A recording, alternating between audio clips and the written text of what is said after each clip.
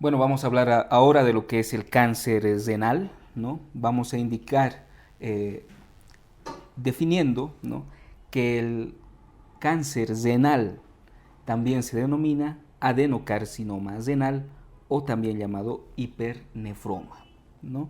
Generalmente este hipernefroma, este adenocarcinoma renal que vemos aquí en la imagen, ¿no?, es el tumor sólido más frecuente a nivel del riñón, pero también pueden existir lesiones quísticas malignas, ¿no? Y es importante ahí diferenciar ecográficamente, como vamos a ver más adelante, un quiste simple de un quiste renal complejo.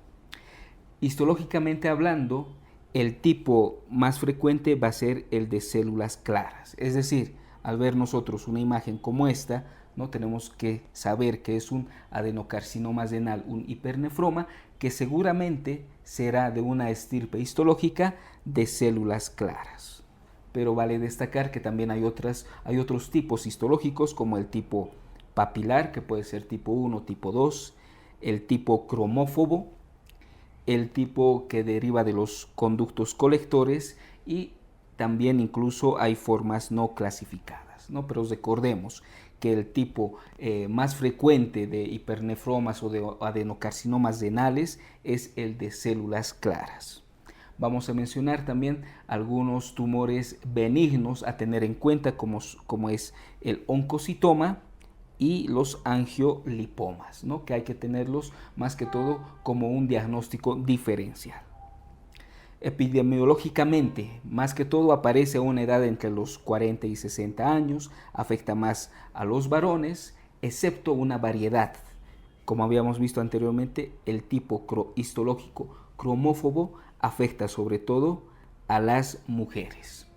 Un factor de riesgo muy importante es el hábito tabáquico, ¿no? El humo del tabaco, el consumir lo que es muchos cigarrillos, es un factor de riesgo, como en la mayor parte de las neoplasias malignas hemos estado viendo en esta parte.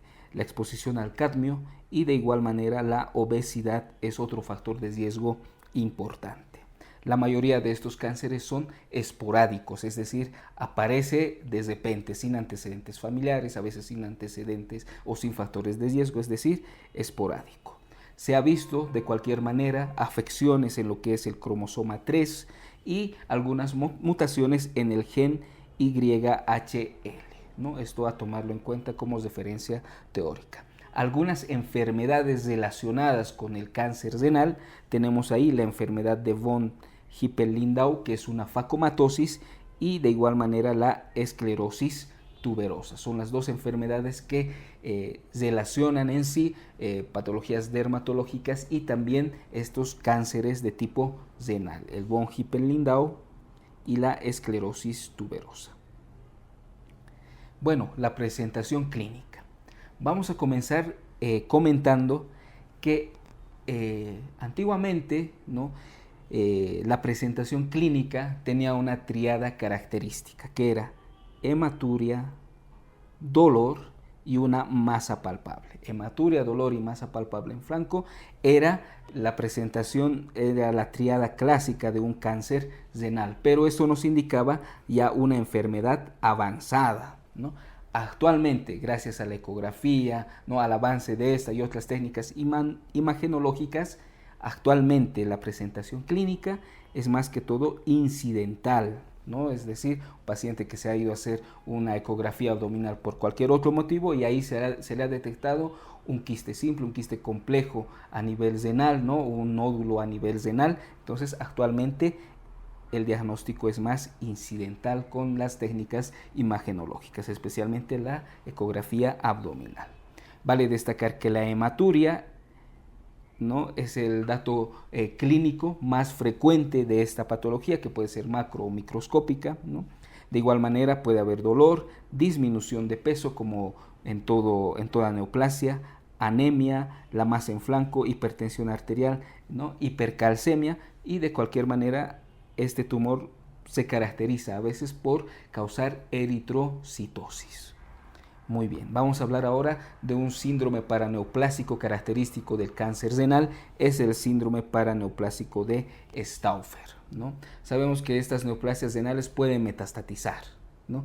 Pero en el síndrome de Stauffer, no hay esa metástasis a hígado, no hay metástasis en hígado, pero las pruebas funcionales de hígado, ¿no?, salen alteradas. En eso consiste el síndrome de Stauffer, que hay una alteración, ¿no?, en las pruebas funcionales hepáticas, ¿no?, pero no hay metástasis, ¿no?, hacia hígado de parte de este tumor primario renal. En eso consiste el síndrome de Stauffer, ¿no? Sino más que todo es una afección secundaria, ¿no?, indirecta, ¿no?, del propio tumor renal, ¿no?, sin hacer metástasis a hígado.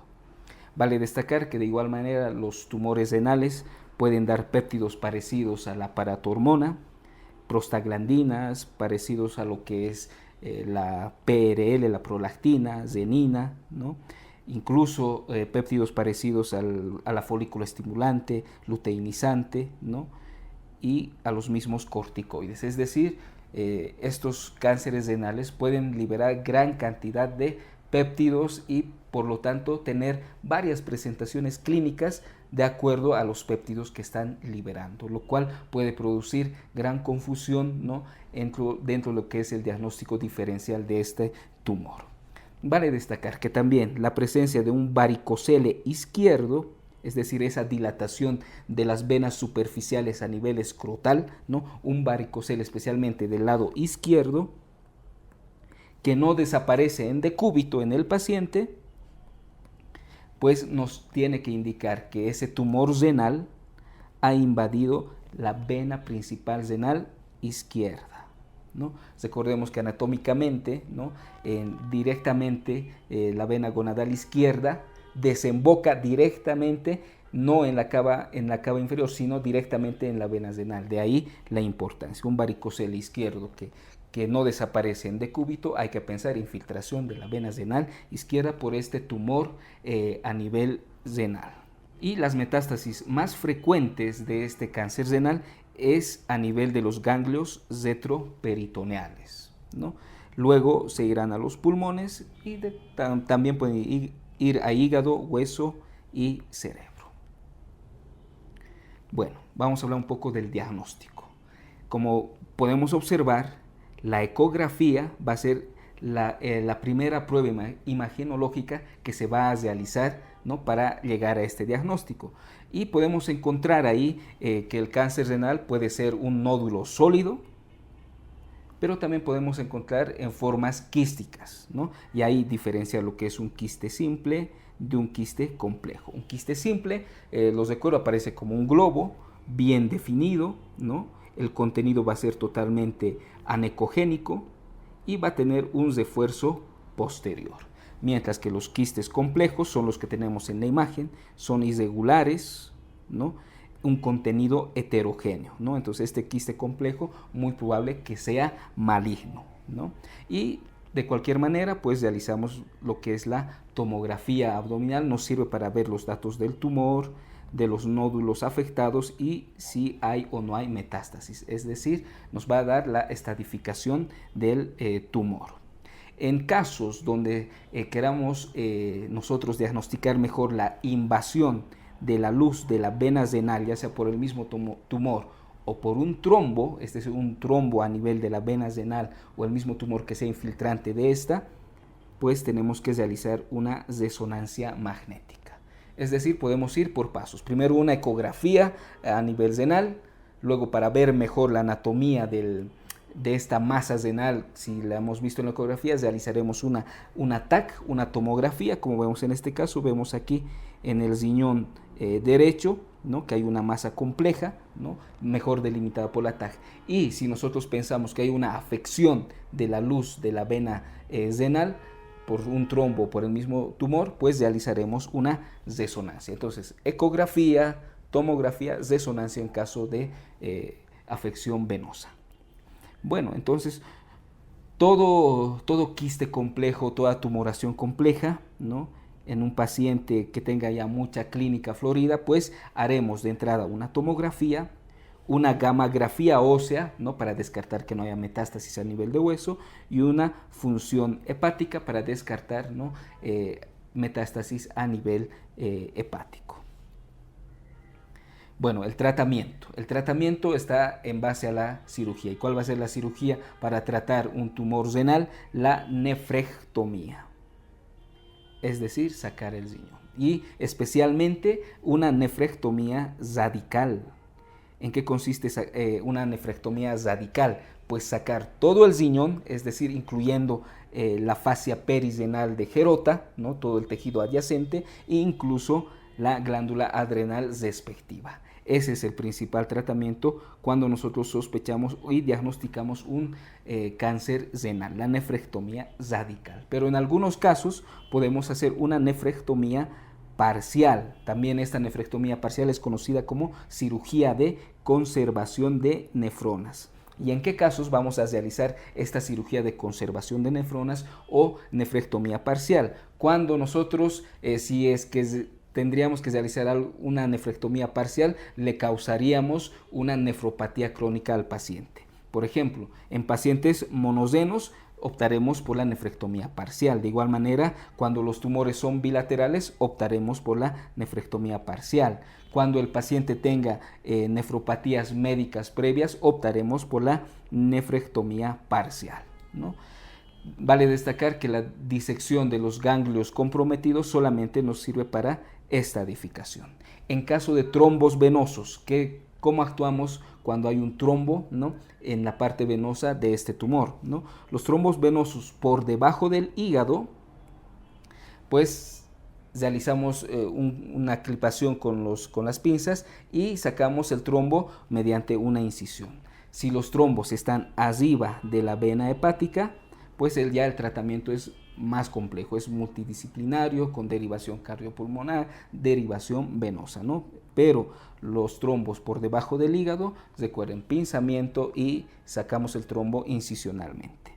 En caso de metástasis, hay unos medicamentos actuales, especialmente el sunitinib, que yo creo vale la pena recordarlo, y el bevacizumab, ¿no? Que han visto buenos resultados con el uso de estas antitirosinasas, ¿no? Vale destacar que para poder utilizarlas, especialmente el sunitinib, ¿no? En pacientes ya con metástasis, el paciente tiene que estar en buen estado general, ¿no? Especialmente mejor si tiene metástasis exclusivas a nivel pulmonar, ¿no? Y que la nefrectomía se haya realizado antes de detectar las metástasis, ¿no? Tenemos algunas complicaciones de la nefrectomía radical, como son hemorragias, neumotórax, lesiones en el vaso, hígado y cola de páncreas. Las complicaciones de la nefrectomía parcial, una hemorragia tardía y una fístula urinaria. De cualquier manera, se están mejorando las técnicas laparoscópicas para las nefrectomías, tomando en cuenta especialmente la técnica de nefrectomía laparoscópica radical, ¿no? Y no así la parcial, pues presenta muchas complicaciones, ¿no? Entonces, esto vendría a ser lo más importante a tener en cuenta en lo que es el cáncer renal. Espero les sirva para su repaso.